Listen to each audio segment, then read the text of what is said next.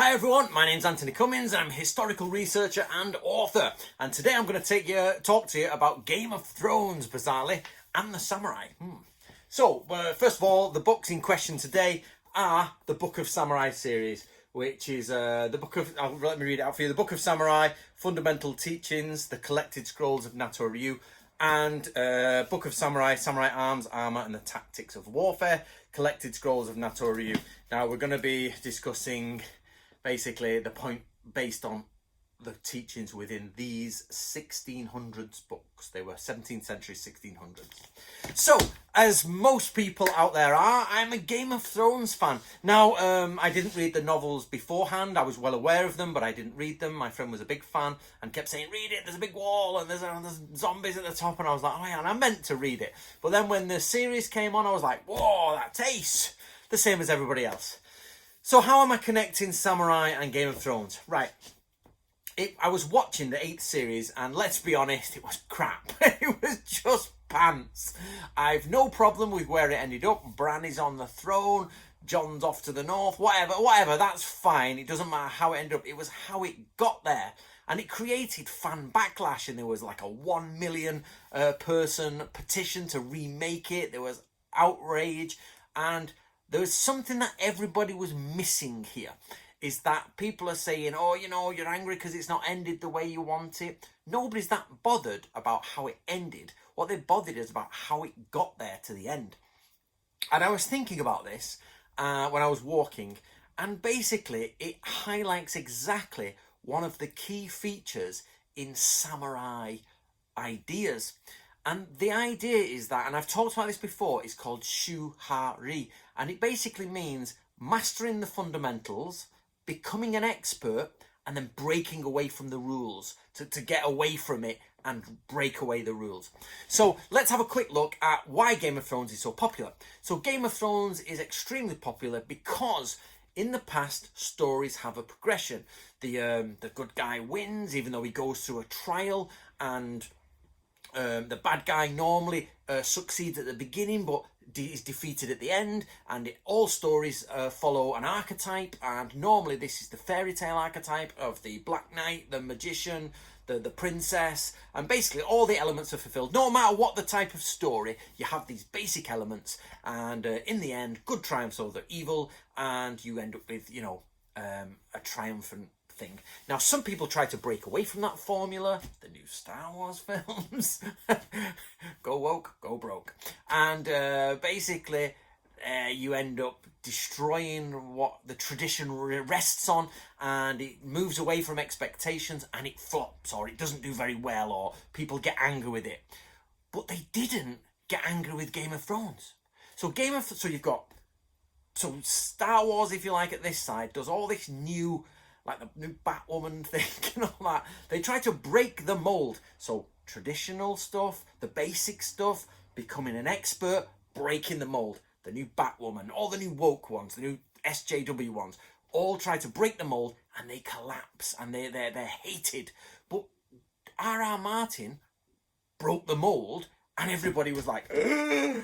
Because I am not a very good critic on writing, but he clearly created something amazing outside of standard tradition, which means he got it right. So we could call him a master of his art, because and all of it, no matter how much you have any sort of like detailed analysis of it, it all revolves around this one aspect. And the aspect is this.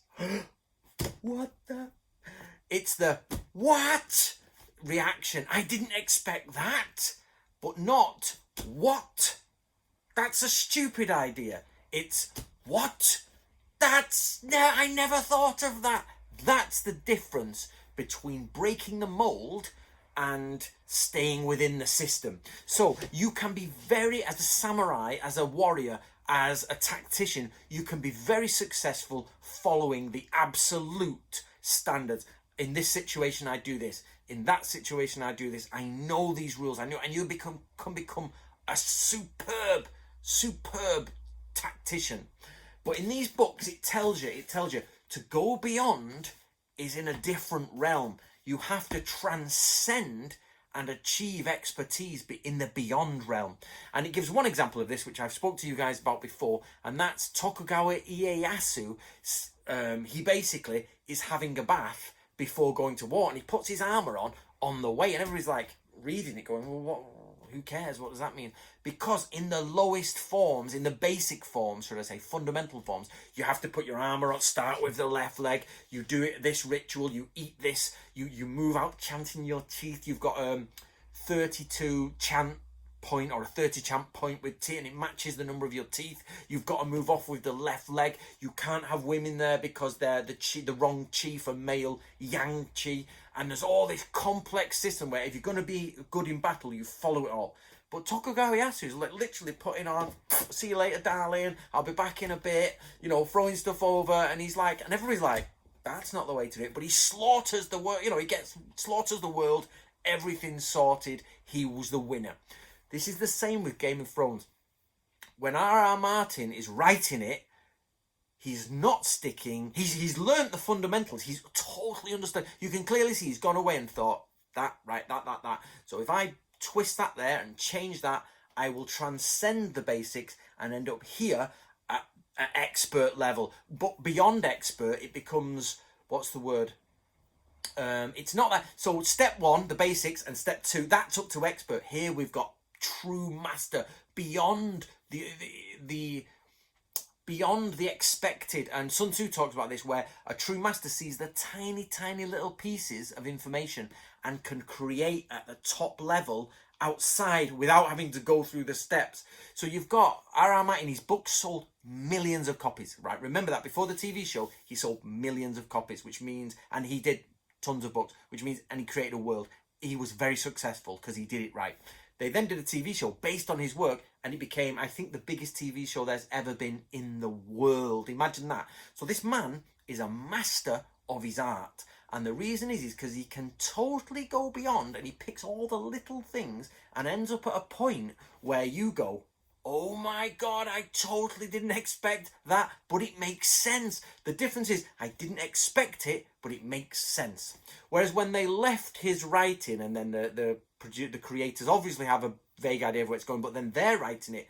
These guys are not at that level, and they're writing on the basic format of like A, B, and C, but they're stuck there in there. But we have to make sure it isn't predictable. We have to be like outside of predictability, like R.R. Martin is. We have to be beyond experts, which they're not. So it was a daft idea to start with. So they have tried to find they have tried to go beyond predictability. So I'll get to that in a minute on War Masters, and end up at the final victory in a place where the audience will go, oh, I did not expect that.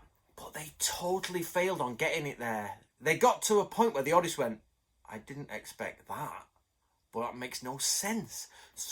Whereas if R.R. Martin's doing it, it's like, I didn't expect that, but that is totally correct. How on earth did I not think of that? That's the difference you've got, you see.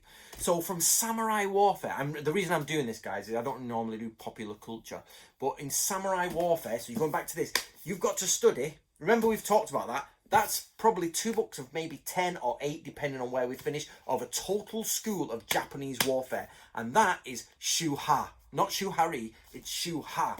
And it's so building blocks, expert, beyond the observable is at the top level. So what it means is you build all of these tactics, you learn it all. Now, Tokugawa Ieyasu, R.R. Martin would have totally gone and learned all these things, studied all these things, got their head around these things. When he was unknown, R.R. Martin, I'm sure, was reading. Tolkien was reading everything, going, I see what, instead of just enjoying it, he's gone, I see what he's done there, and if I do this, people will expect this, but I'll bring that back in and they won't expect that.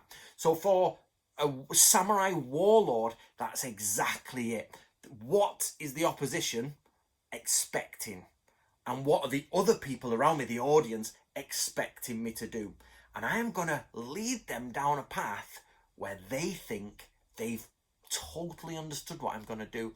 And they haven't clocked those, as Sun Tzu says, those minor details that are seen in advance. So if I've got the dominoes in a line and I click the domino, most people are looking at the domino and go, wow, he's knocked over another brick, 2 bricks.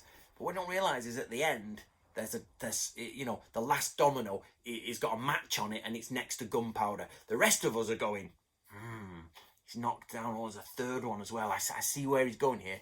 Whereas the tacticians are looking at the other end and say, you don't know, but all those dominoes together actually lead to a pile of gunpowder, and there's a match on the last one, and that blows up next to a petrol station, and the petrol station blows up next to a fireworks station, and the next thing you've got is fireworks everywhere, flames everywhere, and that's where it is. That's the difference between Shu Ha Ri, and it's totally, the Game of Thrones have failed to understand that and have tried to emulate mastership without being masters. So that was a really bad move. From a TV point of view, they should have never ever basically gone without having R.R. Martin sort it all out. They should have said, let the books come out later, take 2 years off from the books, write these final episodes, write them all, you do it, you write them, should be done. And, don't worry, the books can come out a couple of years after. So that's, basically what they should have done. So my point being, guys, is when you're concentrating on samurai warfare, you've got 2 options. Well, you've got 1 option really, but basically, I don't like the word of 2 options because that gives you 4, but you've got 1, you know what I mean? 1 option gives you 2, but anyway, it's one of those English language things I've never understood. You've got 2 options, this or this. Well, surely 2 options gives me, 2 choices, 2 choices is like, See what I mean? 4, it always messes with my head, that. So basically, you have to study from the very basics, and you don't try to jump. I see so many people jump into the esoteric up here and the Nancy Pansy and the I am a master, and trying to fulfill the sage quality of sitting there saying, actually, you are much better learning the basics fully. And that when you've got 10,000 basics, so remember, I've spoken to this in another one, if you follow my channel, when you've finished all 10 books, you'll have 10 to 15,000 basic skills. When you absolutely know those basic skills inside out, 10 to 15,000 of them, you can physically do them, you can mentally comprehend them, you've got the art of war down to a T. When you're there, you've become an expert and you can integrate them all together. Remember, we talked about different locations, loci of information, if you like. You can go pull from that one, and you can build them up to there. But there's another barrier beyond that. But even a person there is a top-class general. They're the top-class general. But there are some that go beyond that who've said, I can see even further than this. And they're the master chess players. So in the world of chess, it's the master chess players where you've no idea where they're going with it. But in the end, they go, boom, and you go, oh, I didn't see that. R.R. Martin,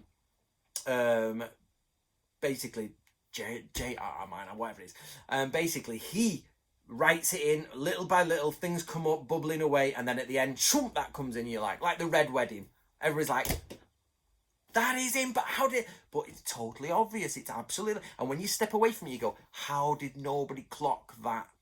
And that's the point, is when a general of godlike skill, it's basically called godlike skill, comes in, is because they're outside of pretending to be masters. They have basically focused everything on all the basics at all levels in all avenues, and they've looked at it and they've seen a pattern, and they know that if they do this, the pattern will change, and if they do this, that'll change, but in the end they'll go whoop, there you go. And that is one of the most difficult things to do in samurai warfare, and they couldn't achieve it in Game of Thrones season 8 simply because it left everyone with the why as opposed to oh my god, I never expected that. So in samurai warfare, in any strategy or tactics, you need to leave your opponent and your allies with, I never expected that. And then they die, or your allies are like, boss, champion. That's what you need, guys. So let me know what you think. What did you think of the Game of Thrones Season 8? Crap. I was watching it going, it's beautiful, but like, and I don't mind. Bran's on the throne. John, it didn't. Some of it I won't get into it here because I was like, there's so many things that don't make sense. They just don't make sense. There's no logic there. The basis is not there. But yet where they all went is fine. Jon being in the north, Bran on the throne, no problem. They're all where Daenerys dead, dragon gone, absolutely fine. But why did they do that? That makes no sense. So that's what the difference between a master is and a layman trying to be a master. So when you study samurai ways, make sure you study the basics and predict future outcomes and future changes. Okay, remember that. Okay, guys, remember, Book of Samurai series, all your basics are in here and your higher level teachings are all in here. It's up to you to take all of that and transcend to godlike ability in both shinobi no jutsu, the arts of the ninja, and military tactics.